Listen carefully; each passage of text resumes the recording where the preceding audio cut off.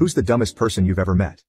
1. I know a girl who genuinely believes that gorillas and giraffes are not real and the ones at the local zoo are just people in costumes. 2.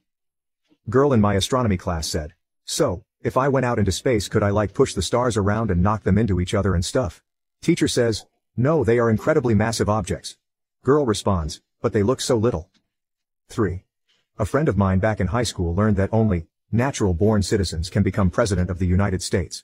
Said she can't become president as she was a C-section baby. 4. This isn't close to the stupidest thing she had said, but it's the only thing I can remember. Girl in my high school admitted in class that she poured an entire jug of antifreeze on her windshield to melt the ice. 5. I once worked with someone who asked me if they make air conditioners, why don't they just make air shampoo? And was dead serious. 6.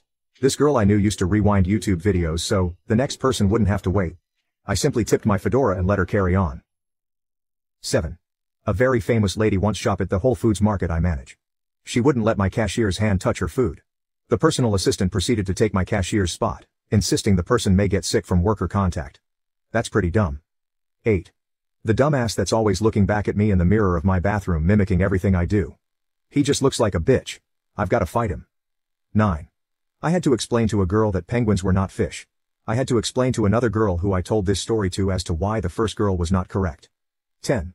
I was around 10, or 11, or whatever the normal age is when you know your own address. And I just made a new friend and she invited me over to her house to hang out. I planned on dropping by after taking my things home so naturally I asked for her address.